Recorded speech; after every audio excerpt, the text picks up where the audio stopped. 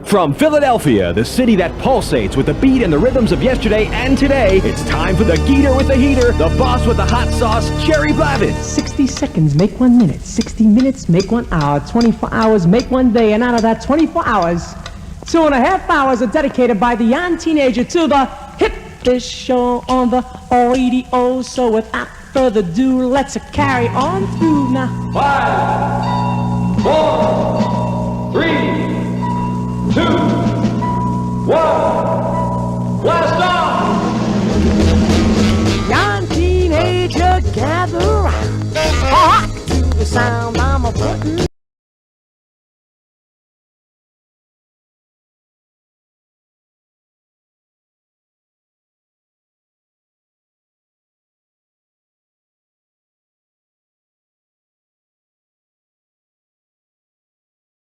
Well, let me say greetings and salutations to the entire teen population of this here fabulous nation.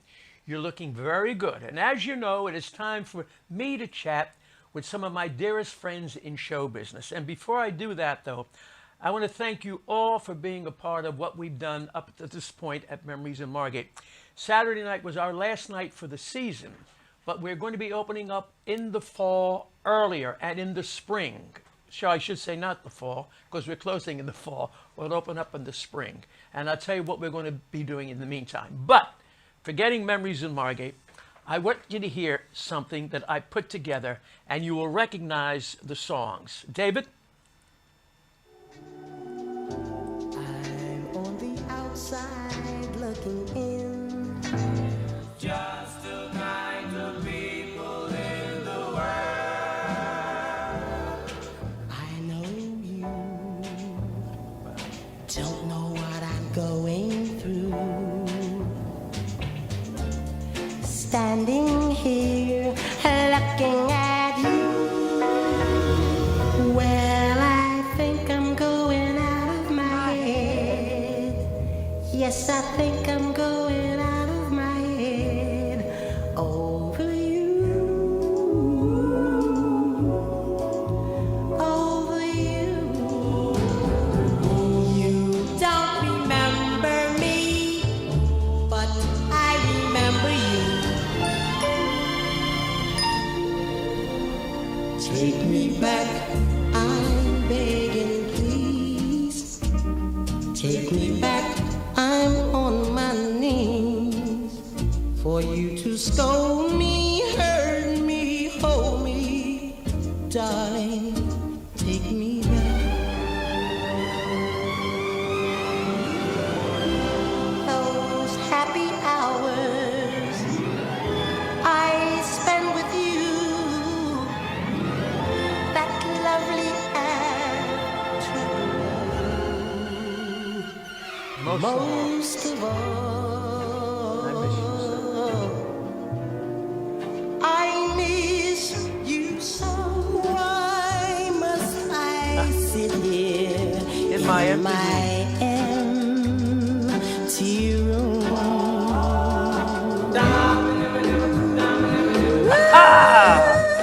Traveling Stranger.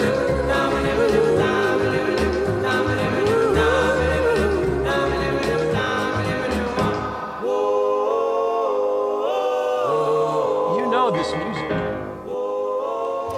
You know every song. Shimmy, shimmy, cocoa pop, what you gonna do?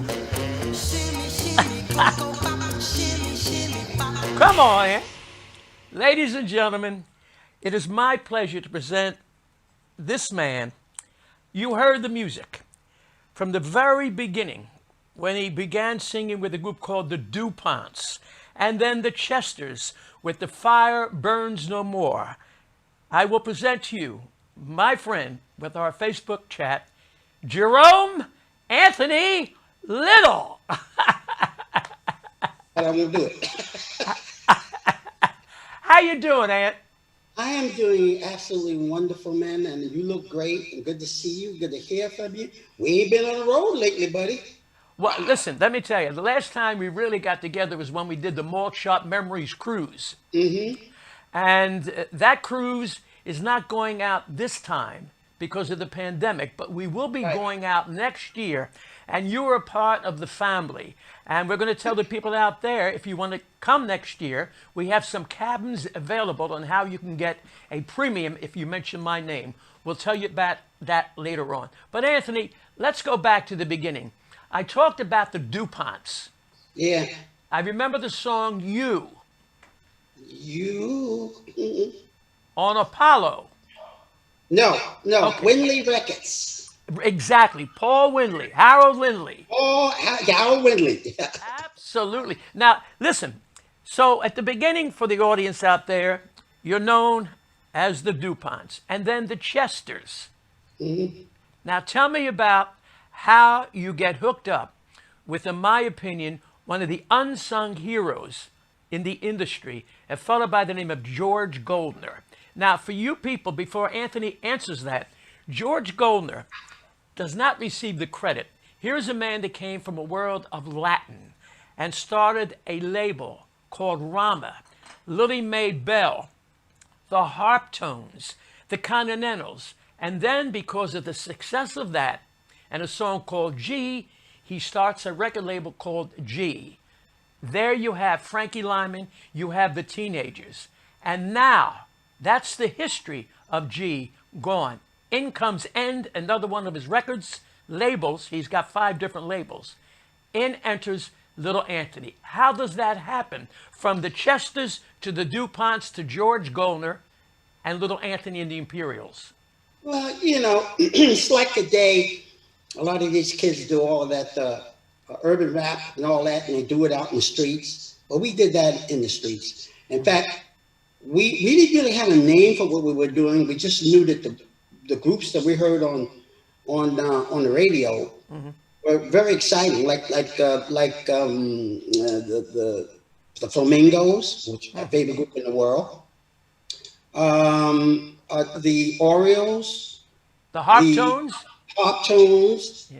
all those kind of groups, and I was so impressed as a kid listening to that stuff, like everybody else. I was listening to, but I happened to be singing at the time too, so I was learning by listening my craft, and eventually I ended up in Boys High School in Brooklyn.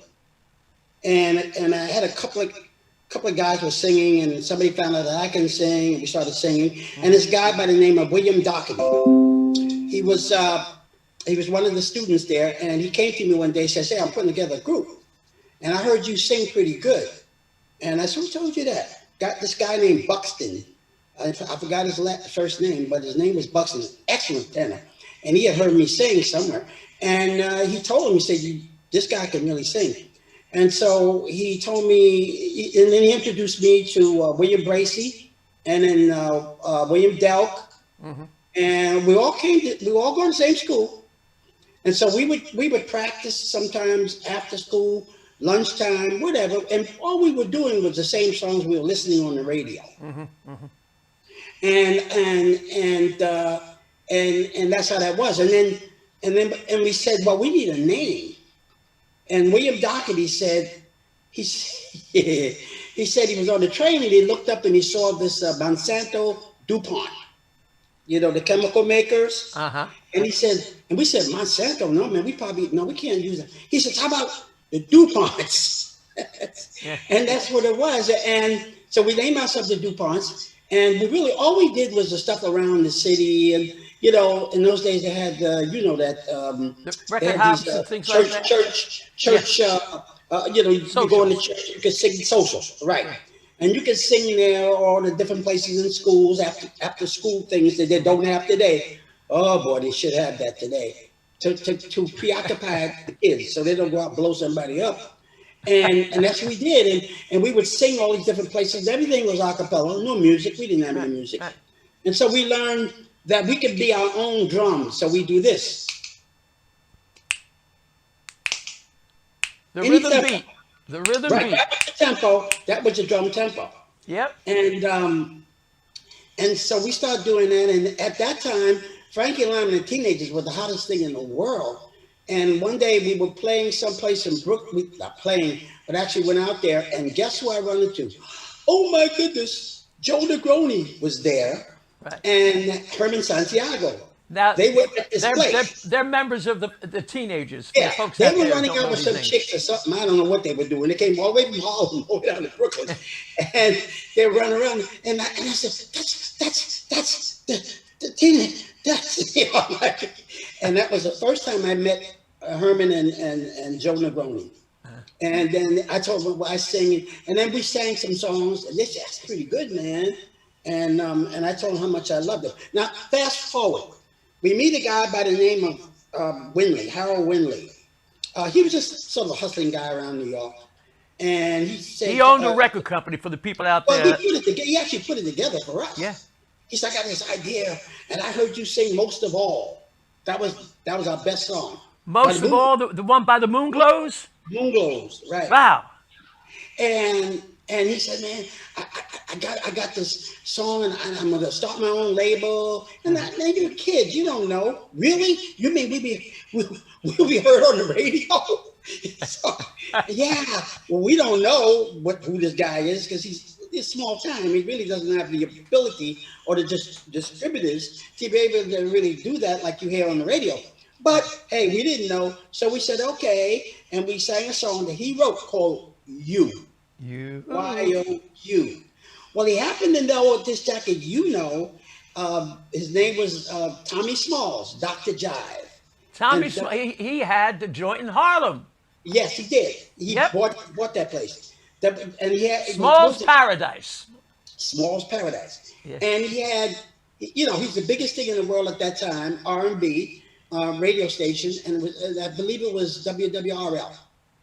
And also WADO with Jocko. With Jocko, WD, and there was WLIB. Yep. And, I see, I can remember all that stuff. But Hal Jackson, there's another name. Hal Jackson, who I've got to meet and adore as a human being. And now, anyway, for the people out there, these were the black disc jockeys who had the power because they had the freedom. When I do my radio show, I play what I want to play. Back in the day, radio was formatted. And when Alan Freed began, he also had, as you know, the liberty to play whatever he wanted to play. But he was the biggest thing in the world. Yes. Since he was big in Cleveland before he even came to New York to WINS, WINS, and on radio, whatever, WINS. And we got to talking, and one thing is, so we learned the song "You," and I forget what's on the other side. I don't really remember, but we recorded that, and he happened to know Tommy Smalls. So he came to us and said, "Oh, listen to the radio at this time in the evening, and you'll hear your song." I said, "Really? Yeah, Dr. Jive, Dr. Jive." What? Like kids. And we all got around this little radio, turns the radio, and there was the song "You." And I got to tell you, Jerry, I felt like 10 feet tall. I was, my gosh. And here's the funny part. In the neighborhood, in Fort Greene neighborhood, it's a small neighborhood, like all neighborhoods in Philly and everywhere. It's just a neighborhood. Yeah. But then, everybody's listening to that station. And he had a song, and one thing gets out. You know who that guy is? That's Jerome. That's Jerome.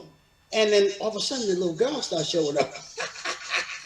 And I said to myself, this show business thing is really good, And that's really, I make a little levity with it, but that's the simplicity of that time, how we got together. It was just anything you did seemed to work. Yeah. And Mr. Winley opened that door for us to understand what it was to be in a real studio, what it was to have a real band, and all that kind of stuff.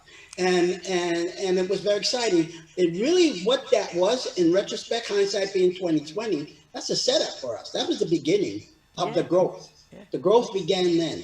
Now, and the next thing you know, Clarence comes to me, Clarence Collins. He lived across the way from me in Fort Greene Projects. He knew all about the DuPonts and stuff, but he said, I got this group, and I wish you can hear us sometime.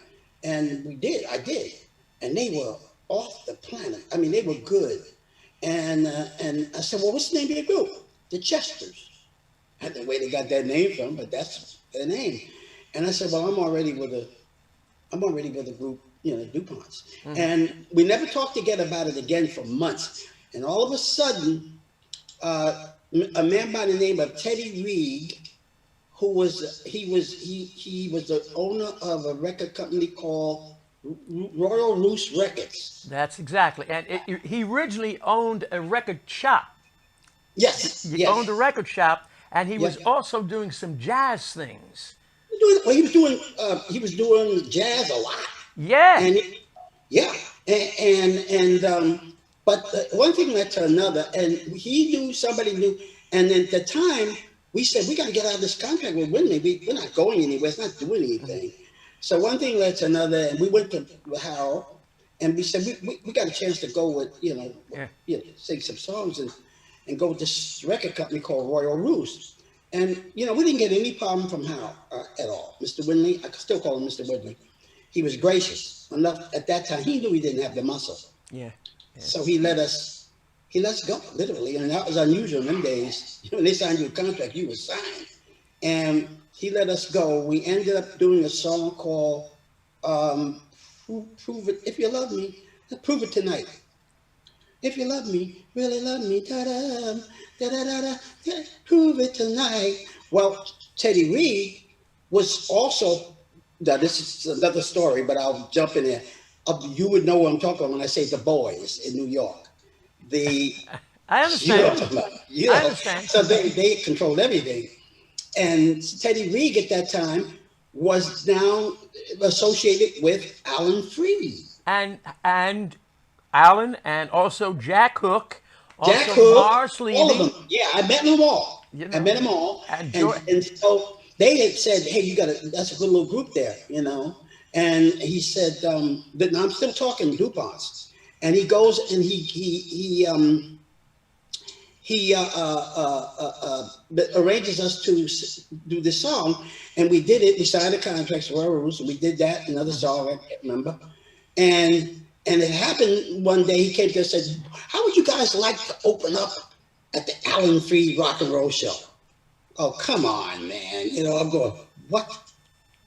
And they did, because they were all together and they were promoting something. I don't know. And you're called the Chesters. No, at that time it was still the DuPonts, just before. I'm sorry if okay. We hadn't gotten there yet. I had met the Chesters, remember, Clarence? But I told him I was still in the group called the DuPonts, and I couldn't get, I really couldn't sing with them. So months went by. I never really saw Clarence again, maybe in the street. But he never talked about it. But that happened.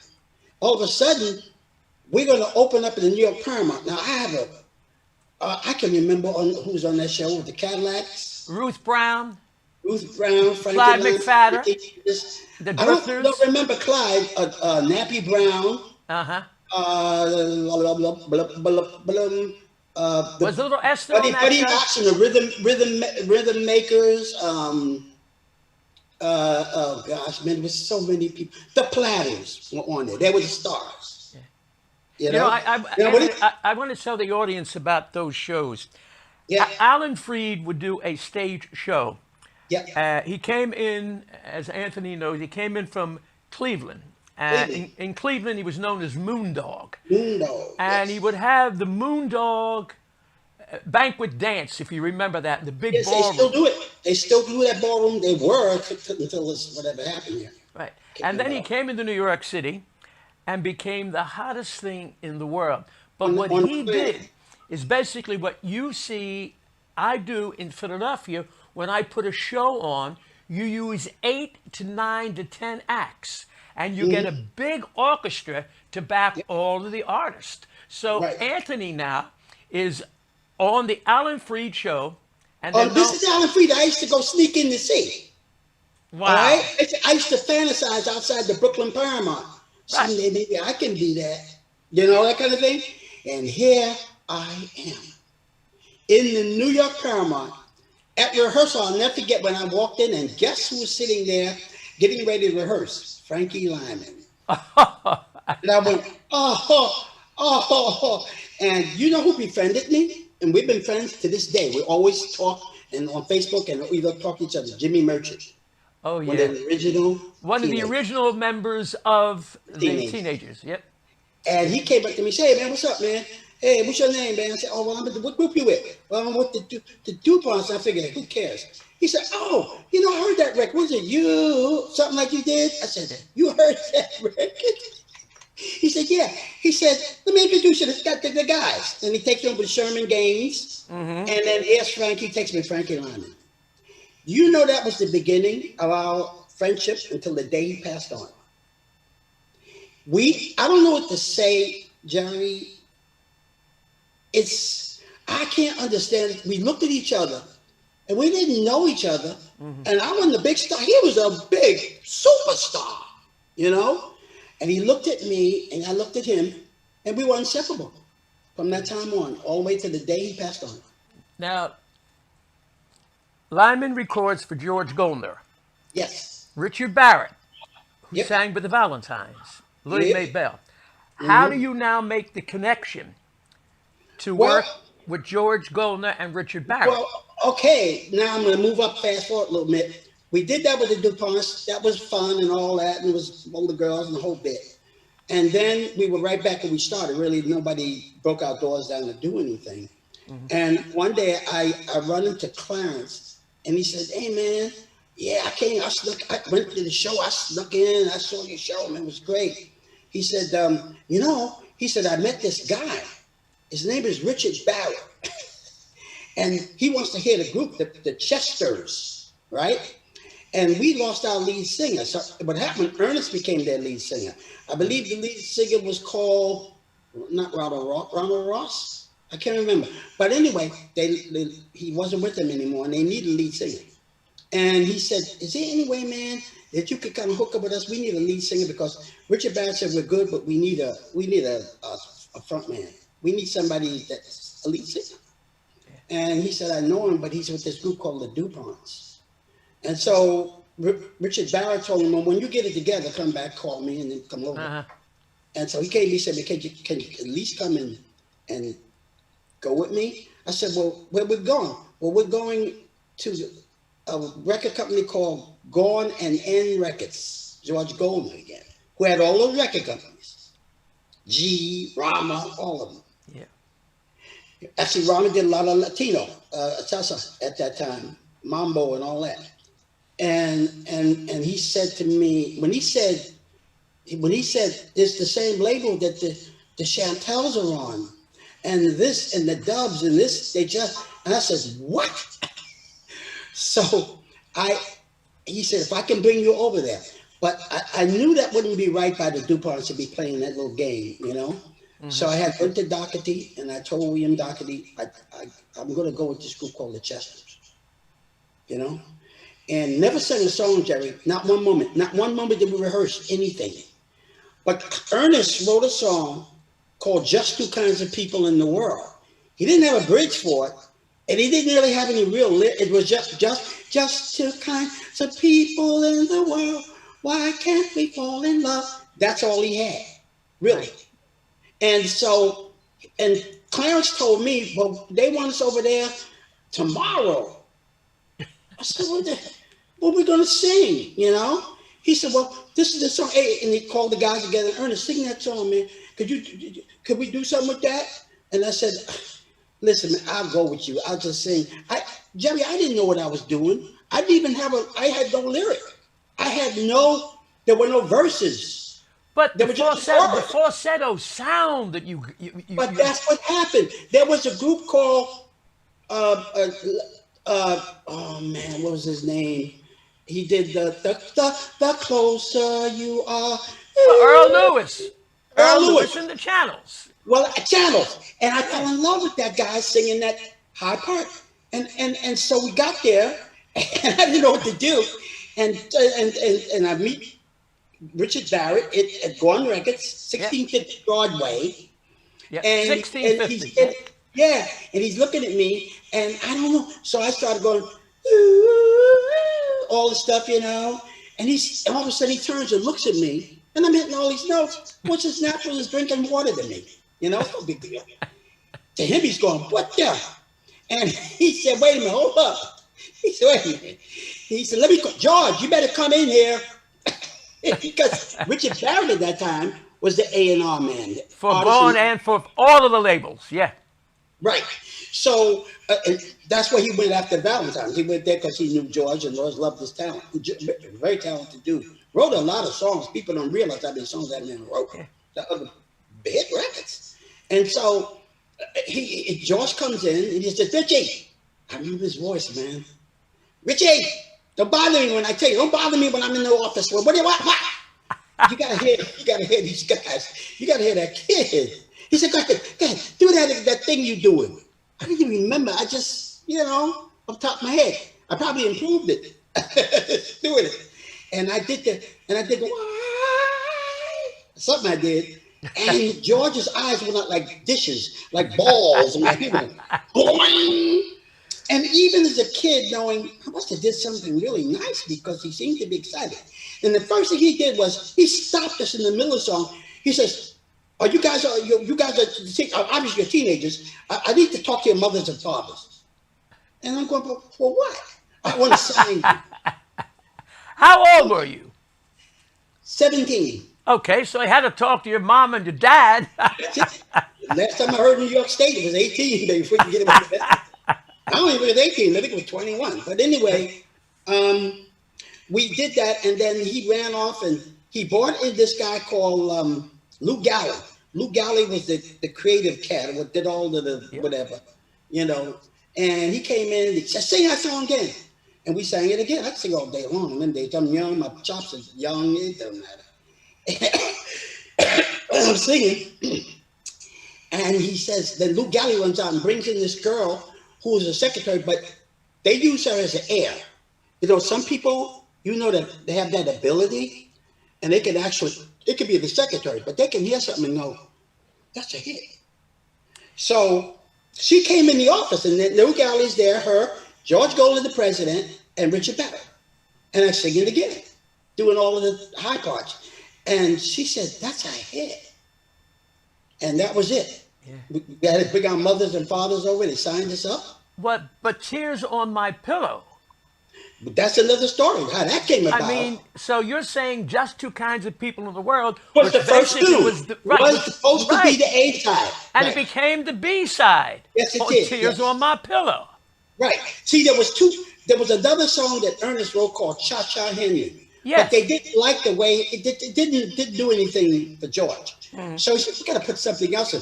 He said, listen, I got this song, was written by these guys, and I want you to come back and learn this song with them. And then one guy was blind. That's Sylvester Braffett and Al Lewis. Wrote all those great country hits. Yeah. And he sat down at the piano. He's blind, but he played the piano. And he says, you don't remember me. And I'm, okay. And I picked the melody up in my head. He gives me the lyrics. And then we go and we sing it for George again because he doesn't like Cha Cha Henry. Right. He wanted to put the B side. Remember, the A side was Just Two Kinds of People in the World, all the way up to that point. Then we went in the studio and did their songs. And George says, did you guys rehearse that song, Tears on My Pillow? And I didn't touch that tune, nor did the guys. Okay? And we said, yeah, we learned it. I don't even know it. So he says, I'm going to give the band a break. This other tune is not working for me. We're going to come back after lunch and we're going to record that tune. What? And I just sweated beads and balls coming down my head. He told the guys, you guys go back and rehearse it and come back. We're going to record it. And everybody's looking at me, Clarence, Tracy, Nay, and all looking at me going, we don't even know it. And so I don't remember who it was said, hey, it goes, you don't remember me? And somebody said, why can't we do, where'd you get that from? The Penguins. Earth Angel. Same thing. Absolutely. Now, I got to tell you something what the audience didn't know. George Golan was a dear friend of mine. He truly was legendary for so many artists, not only for Anthony and Frankie Lyman and the Chantels and the Shangri-Las, also for Lieber and Stoller when he got involved with them in business. But he said to me that when you did Tears on My Pillow, he stopped you and said he didn't want you to sing it.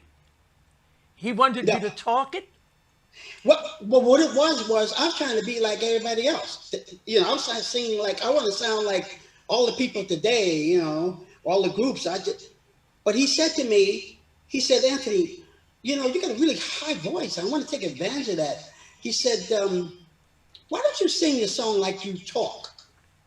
And I didn't know what he meant. Like I talk. I didn't know I had a high voice. To this day, people still on the phone say, thank you, ma'am, and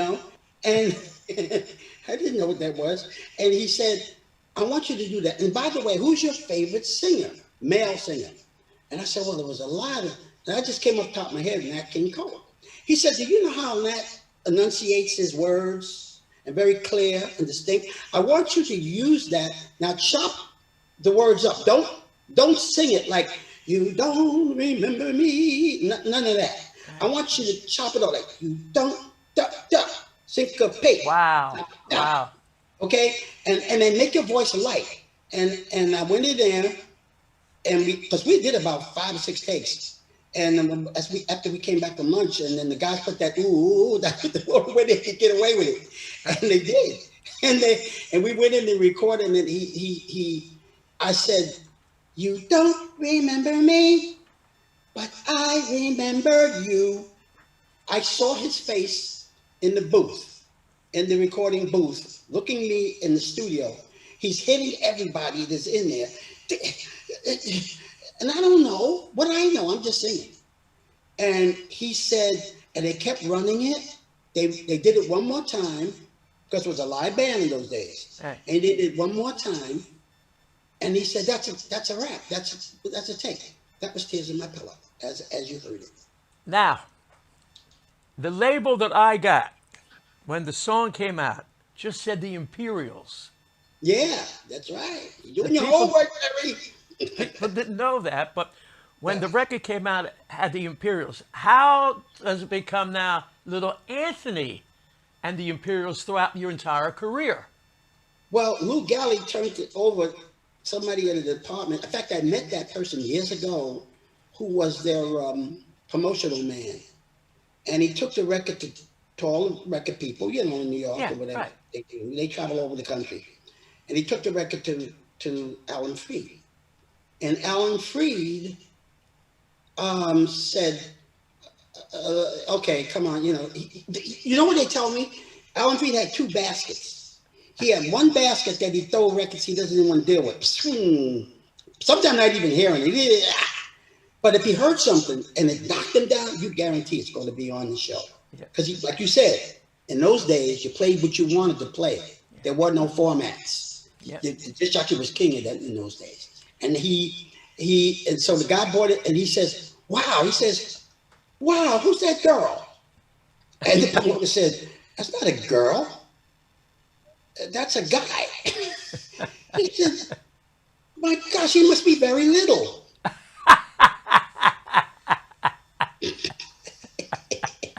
So they already had the record out for about a week. The Imperials.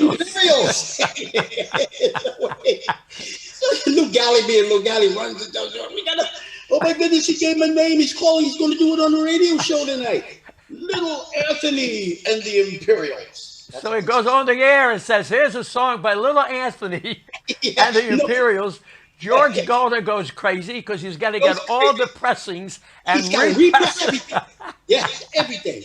I've had somebody actually brought to me the original Imperial Tears in My Pillow before it was ever Little Anthony. People have actually bought it when it was the Imperial. Within hours, they changed that thing, man. They changed it. Now, Ant, what I want to do, because we're getting some questions here also from the audience here, but you have had 3 amazing careers. Yeah. The first career, DuPont's, Chester's. Second career, Little Anthony and the Imperials. All of the wonderful songs I played. In the 60s now, you meet a fellow by the name of Teddy Randazza and a fellow by the name of Don Costa, who changed the complete career and the way that you were looked at by your peers with the material that he gave you. How did that happen? Well, remember, I told you at the New York Paramount, all those different people that were on the show, the Platters, Frank Alameda, but also on that show was a group called the 3 Chuckles. Teddy sang with the 3 Chuckles, Run Around. Yes. And they had a sort of a reasonable record hit, something. And when I met Teddy, I was like, what was I? 16. Right. A year before that all happened, right? Yeah, And- he had a major hit also on ABC Paramount on his own Yeah. called The Way of a Clown. The Way of a Clown, right? Right. And then Right. we were talking, and his dressing room was next to my dressing room. They were next to mine, and so he would always talk to me. And he said he saw me on stage. He said I was sitting in the wings. He says, "Someday, man, you got a voice. I don't, you know." He said, "Someday we're going to work together. Someday." Wow. So this is 1958. This is when I went there. That would be I was 15. That was 55, 56? No, what would I be? I was 16. That was 1957. Okay. Yeah, that's that time period. No, wrong. 56. I was 15 Right. Okay. when I met him. Right. You know, and 2 years go by. Right. More than that, 7 years go by. I never see the guy again except on Right. the Ed Sullivan show or stuff like that. But we liked each other, just like Frankie. It was just something. We just liked each other. And all that time I was there for over 10 days, we would always hang out and he would take me, get something to eat. He actually came with me to meet my mother. And because it was a New York Paramount, we took the train and he took the train all the way with me, all the way back to Brooklyn to meet my mother. Right. That's unusual. But he saw something. It was something maybe, he told me later, he said, it reminds me of me. And he said, he used to tell me, you're going to be my voice. The way I'd like my voice to be, that's what, you got that. That it. Wow. And so that's how I met Teddy. And he said, someday we're going to work together. Right. Flash forward, the group and I, we do the whole bit, Tears in My Pillow, this and that. That's the kind of people we had, Shimmy, Shimmy, Cocoa Bop. And then there was a layoff and a lot of problems that it got to the point where I was, I don't know, I was acting too on the side. I was trying to do stuff, you know, I was just doing stuff acting. And this lady came along and wanted to, she used to manage Jean Tierney, the actress, and she convinced me that I should be a single artist. You're a young kid, you're very personable. I understand. You know? And I said, really? An actor be on stage or be in the movies? What? And I kind of said, that's what I want to do. And actually left the group. I said, I don't want to do this anymore. And it became easy because Nathaniel Rogers, the bass singer in our group, really good. He got drafted. And so he was gone. And then Tracy, something happened. He had some misunderstanding and he didn't want to sing anymore. So I started thinking, why am I going to go? I could go off with this lady and be an actor and stuff. And so for 2.5 years to 3 years, the Imperials, Little Anthony and the Imperials were not an entity anymore. And by the way, when people always say, are you an Imperial? I was. But once they cut me out of the herd, I became Little Anthony. It's two different entities. Yeah. It's like Sears and Roebuck, you know what I mean? So I sing with the Imperials, but I'm not an Imperial. They're the Imperials. I'm Little Anthony. So let me lose my train of thought. Then let me see what I was going to say. Then fast forward, those 3 years we were off, I met a man by the name of Ernie Martinelli. Who was your manager out of Brooklyn? Yes, He also managed the for Chiffons. years. I mean, he was, he had the Chiffons at that time. And that's about it. His brother, Johnny Martinelli, used to be one of the top comedian agents in New York City. Right. Where I met Ernie, I don't even remember, man. He just, something happened. And we met him, and he said to me, I was up in his office. He said, you know, I ran into a guy by the Teddy Randazzo. You know Teddy Randazzo with the used to sing with the Chuckles? I said, yeah, a few years ago, I sang with him in the New York Paramount. And he said, well, he's working with a record company and with a man by the name of Don Costa. Now, every kid, the word Don Costa, you immediately think Sinatra, because he was with Sinatra all the time. And that's what I thought. I knew he was a big time arranger, pop arranger. Do you know, not to interrupt, but do you know how Teddy got together with Costa? No. Teddy recorded on ABC Paramount.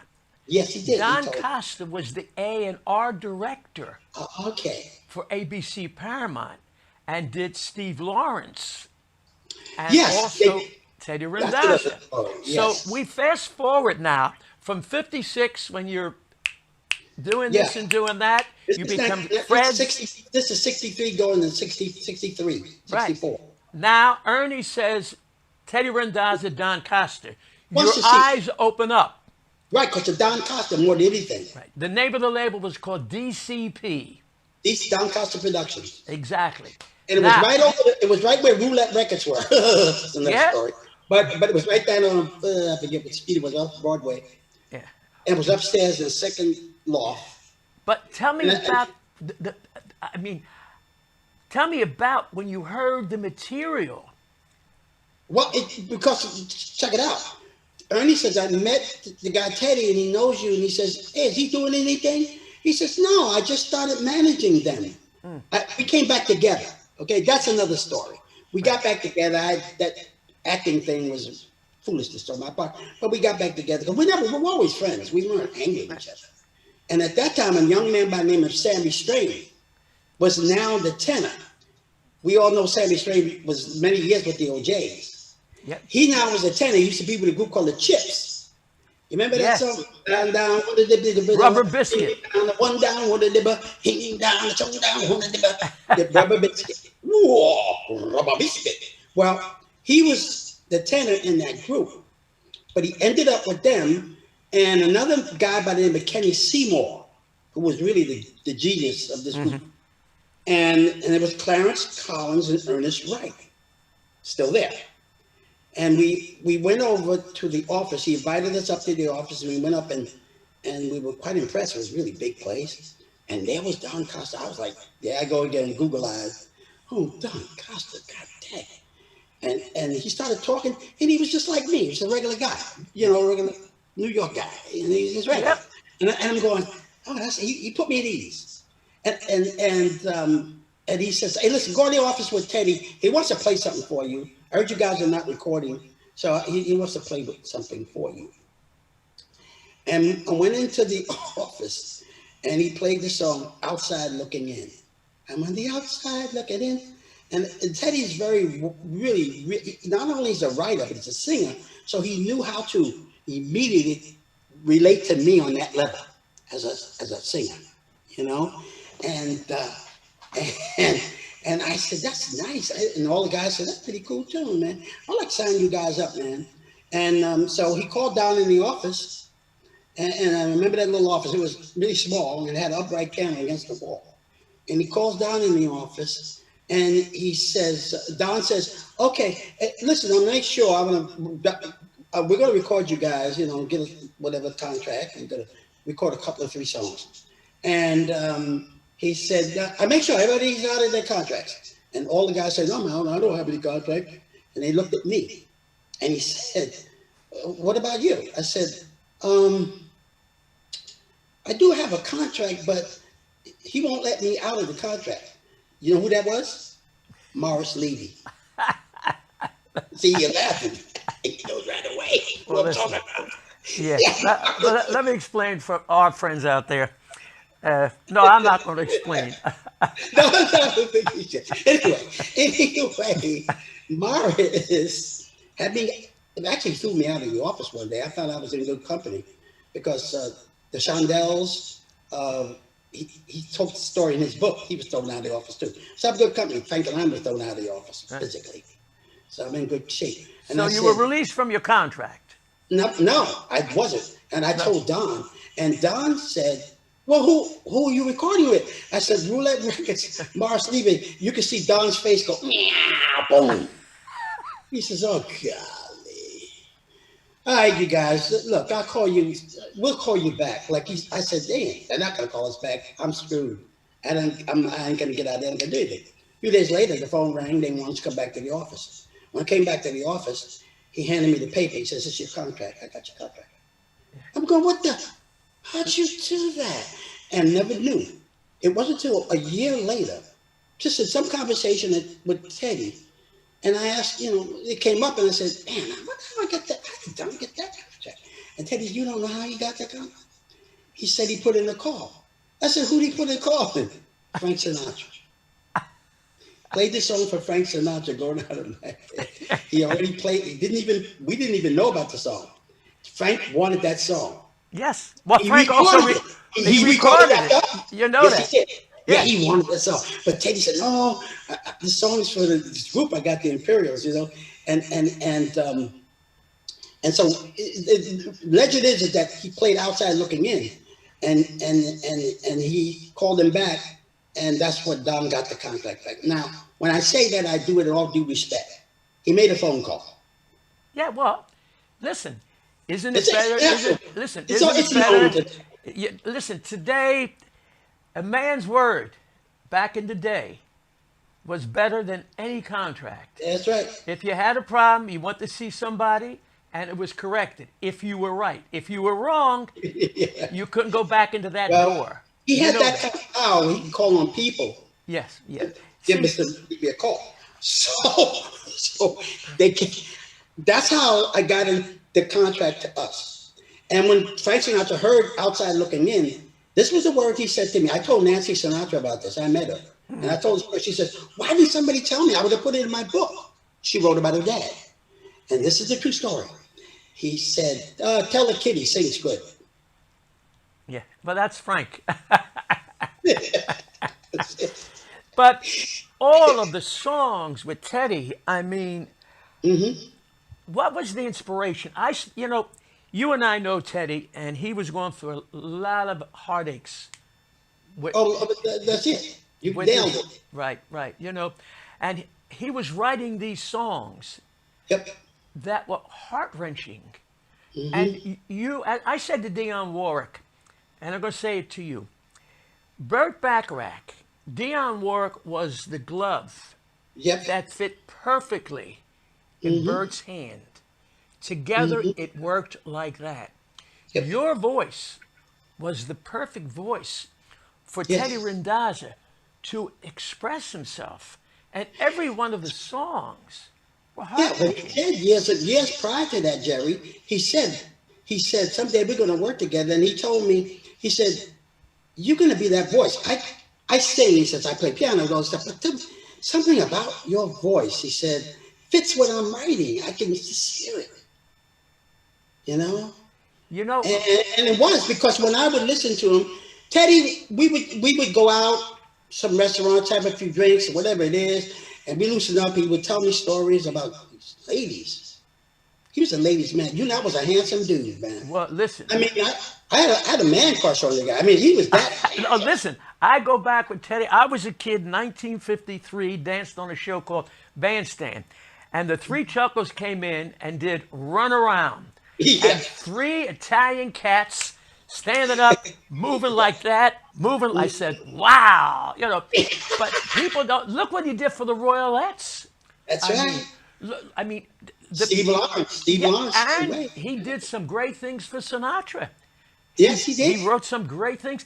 I heard them all. Yeah, I want our audience to know, because Anthony, we've lived in a wonderful world called show business, and we've always been friends, whether it's you, me, Dion, Frankie Avalon, Frankie Valli, Dionne Warwick, Dion.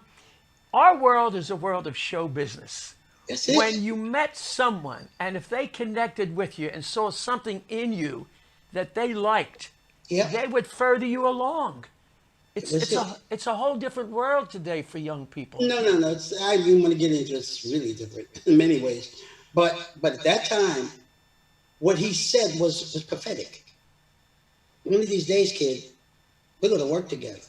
Now, I didn't think about that till years later. And it would have hit me. And later on in my life, I said, oh my gosh, he said that.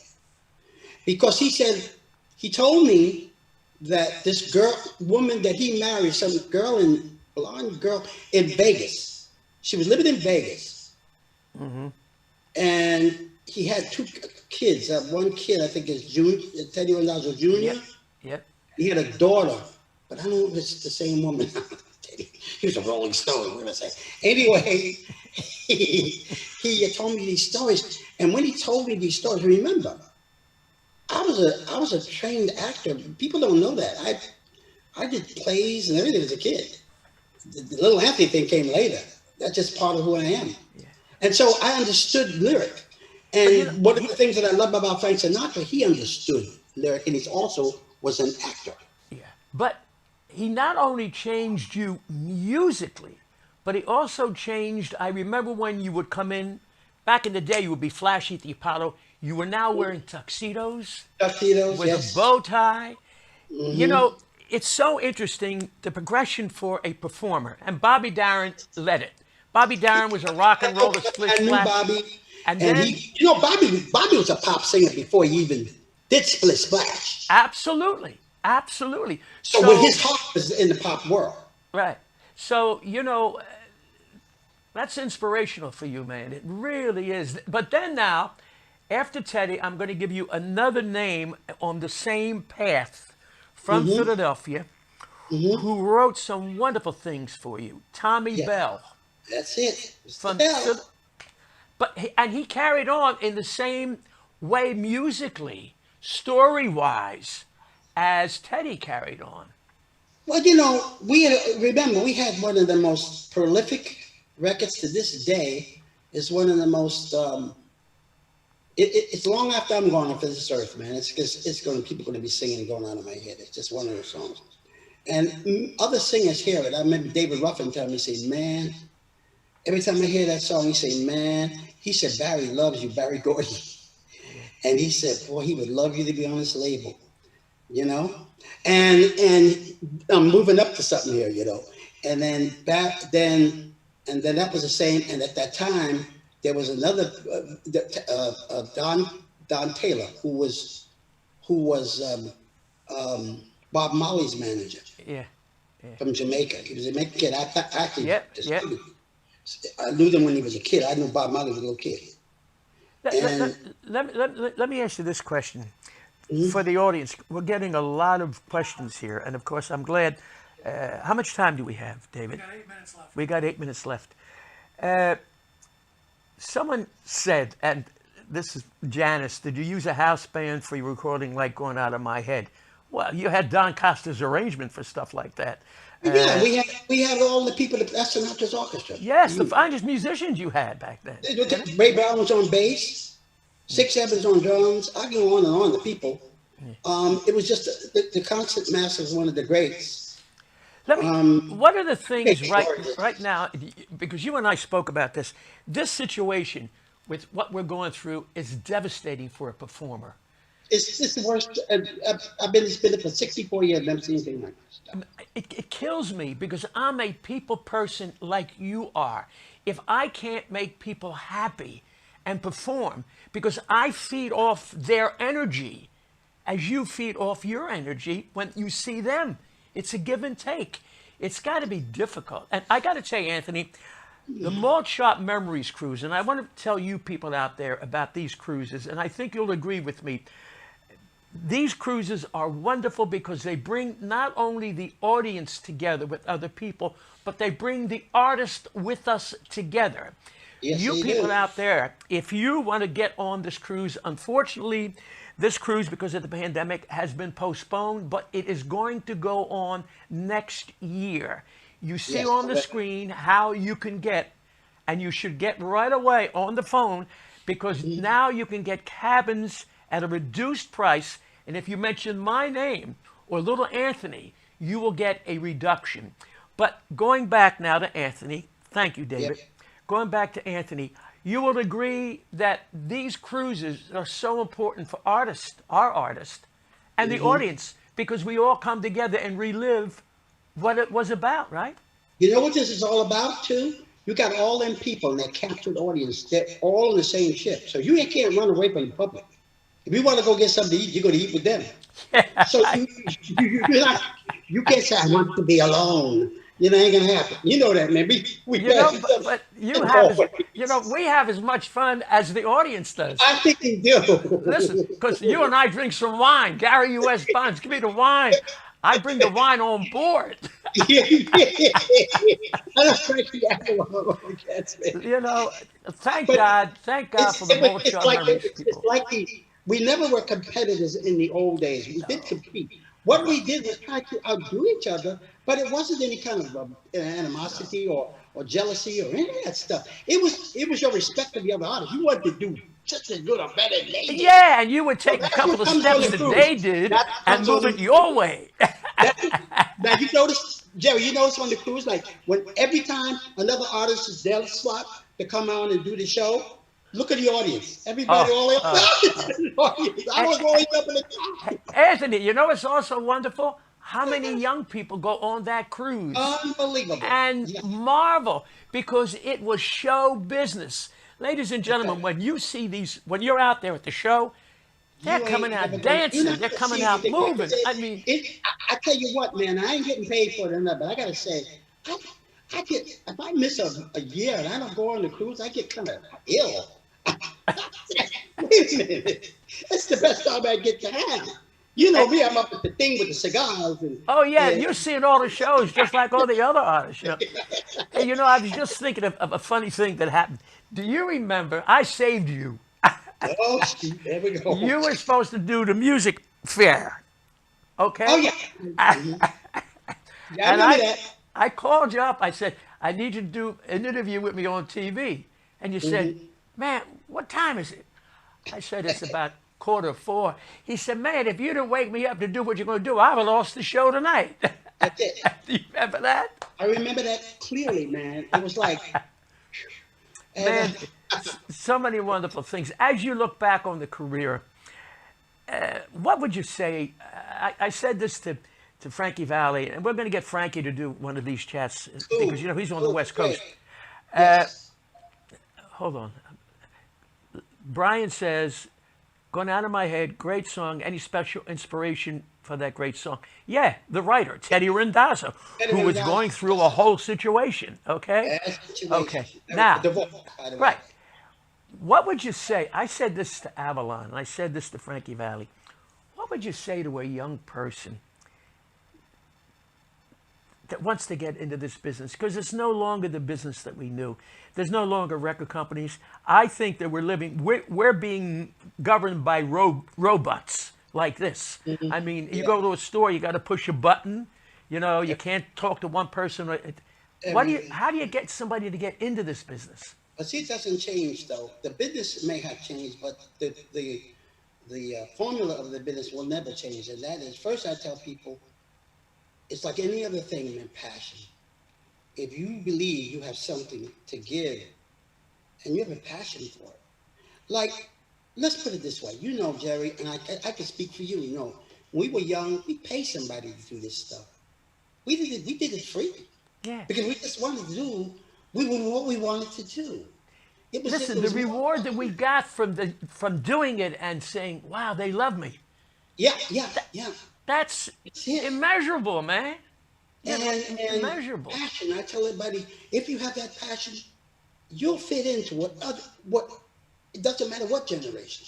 Because I've sat and talked to the old timers like Sarah Vaughan and all them, and they talk like, oh, it ain't like it was back in my day. You know, it's doing it now. They doing all this stuff with the tracks, and we didn't have that. Yeah. It's the same thing now. Yes, there are all these new things and all these confangled things. In the end, it's the human spirit, the voice, the sound, the pianist, the dancer, whatever it is, they can't get a robot to do that. They still gonna have to do it. No. So if there's any advice for anybody out there, is you have that passion for it. You follow, you learn, and most of all, learn from other artists. Never get to a point you know everything, because you don't. You don't know. You know, I want to say, how much time do I have now? I got 1 minute. 1 minute. I want to tell you, Anthony, the love that you have in your craft is what's going to keep you whole through all of this.